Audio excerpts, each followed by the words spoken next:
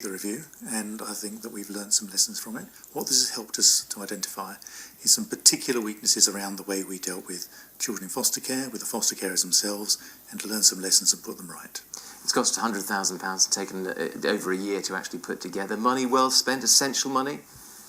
Well, of course, it is the cost of having two looked after children for a year. They cost about £50,000 each. So in limited resources, that's a lot of money. I think it's very worthwhile. There is unrest. There was about 20 people who were unhappy with the way they were treated. This is foster carers who were deregistered or possibly deregistered. And we rely on foster carers, good foster carers, to look after the majority of our looked after children. There are about over 600 foster carers who look after about 800 children. So they're a major part of delivering social care. I'm pleased to say that over the last year and a bit we haven't deregistered a single foster carer. Foster carers have had concerns expressed about them or by them, have gone on to receive further placements. I just think it's important that foster carers know that our approach now is to resolve any difficulties directly with them and try and find a constructive solution.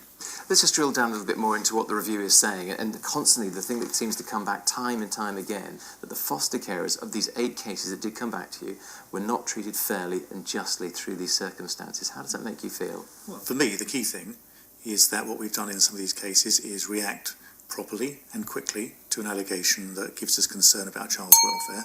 What we haven't done is balance that against the long-term impact of removing that child from their foster placement.